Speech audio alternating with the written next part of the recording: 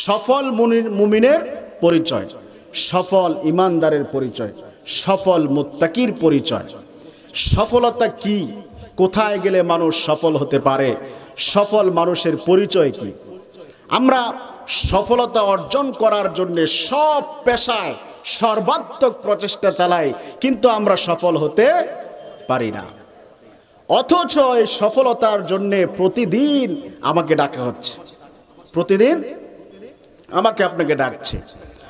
আমার ভাইয়েরা, প্রতিদিন একবার দুইবার নয়, প্রতিদিন 5 বার একজন মানুষকে সফল হওয়ার জন্য মুয়াজ্জিন ডাকে। কয়বার ডাকে? প্রতিদিন 5 বার ডাকে।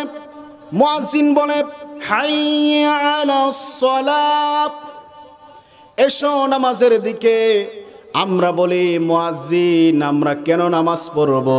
মুয়াজ্জিন বলল, হাইয়া আলাল ফালাহ, ও মুসলমান যদি নামাজ পড়ো তাহলেই তুমি সফল, নামাজ পড়লেই সফল। সুতরাং সফলতার জন্য এদিকে সেদিকে না দৌড়িয়ে প্রতিদিন অন্তত পক্ষে ফরজ 5 ওয়াক্ত নামাজ পড়া আমার আপনার জন্য বাধ্যতামূলক।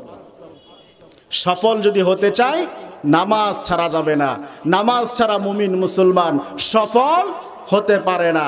এখন আমি আপনাদেরকে বলি, আমার সামনে যারা আছেন এবং এই মাইকের আওয়াজ যত দূর পর্যন্ত যাচ্ছে, যারাই শুনছেন, আমাদের মনের সব চাওয়া পরিপূর্ণ হয়েছে?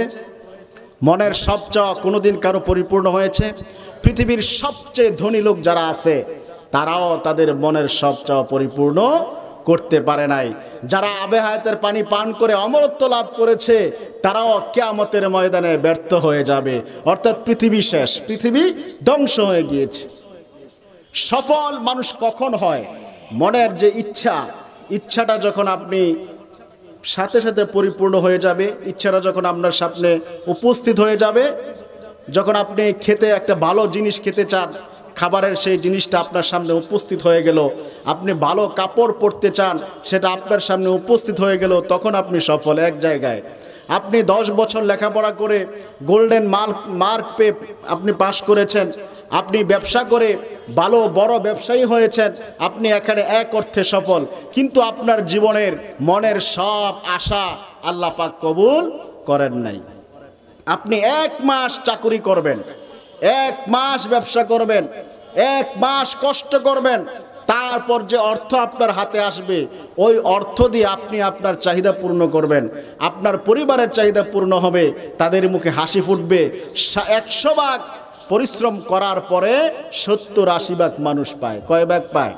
70 থেকে 80 ভাগ পায়, এর চেয়ে বেশি মানুষ পায় না। সুতরাং দুনিয়ার জীবনটাই আল্লাহ পাক কষ্ট এবং শ্রমের মধ্যে রেখেছেন, কষ্ট এবং শ্রমের মধ্যে রেখেছেন। তবে মুসলমানরা যদি একটা জায়গার বাসিন্দা হতে পারে, একটা জায়গার মালিক হতে পারে, একটা জায়গা তার অধিকারে চলে আসে, সেখানে তার মনে যা চাইবে চাওয়া মাত্রই আল্লাহ পরিপূর্ণ করে দিবেন।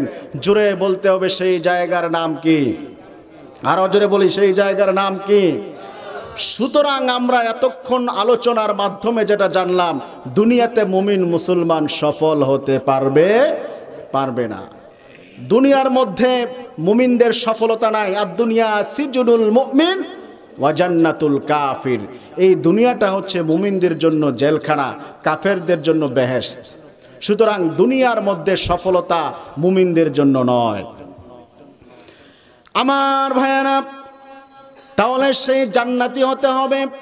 ওই জান্নাতের মালিক যারা হবে আল্লাহ রাব্বুল আলামিন, ওই শিবানী আল কোরআনুল কারীমে আল্লাহ রাব্বুল আলামিন বললেন, লাহুম মা ইয়াশাউনা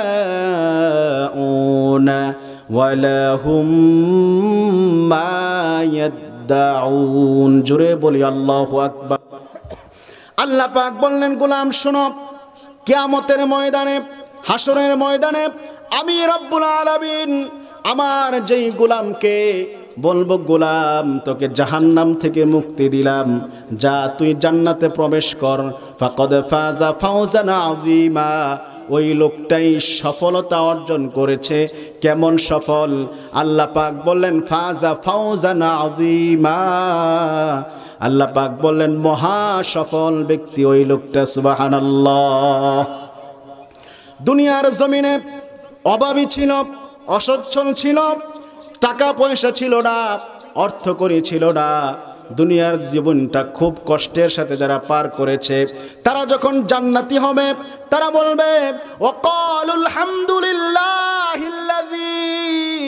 তারা বলবে ও আল্লাহ সকল প্রশংসা শুধু তোমার জন্য, আযহাবা আন্নিল হাযান, কেন কেন? ওই গোলামগুলো বলবে আল্লাহ কারণ তুমি আমাদের থেকে স্থায়ীভাবে দুঃখ কষ্ট দূর করে দিয়েছো। সুবহানাল্লাহ। কারণ জান্নাতে কোনো কষ্ট নাই, দুঃখ নাই।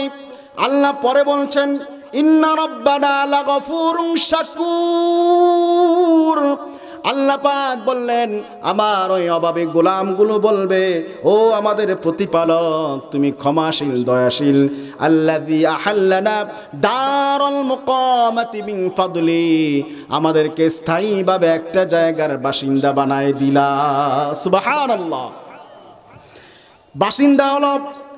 এরপর ওই লোকগুলো বলবে লা ইয়ামাসসুনা ফিহা নাসাবু ওয়ালা ইয়ামাসসুনা ফিহা লুগুব, ওই লোকগুলো বলবে আল্লাহ এমন জান্নাত আমাদেরকে দান করেছো যে জান্নাতে দুঃখ কষ্ট কাউকে স্পর্শ করে না। সুবহানাল্লাহ।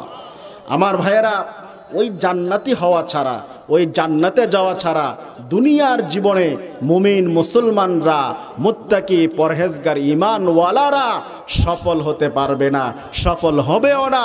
কারণ আল্লাহ দুনিয়ার জীবনটা রেখেছেন কষ্ট এবং শ্রমের মধ্যে। কথা বলেন ঠিক কি ঠিক না? সুতরাং আমি আপনি কি ওই জান্নাতে যেতে চাই? আমি আপনি কি জান্নাতে যেতে চাই? সফল হতে চাই? জোরে বলি আল্লাহু আকবার। আরো জোরে বলি আল্লাহু আকবার।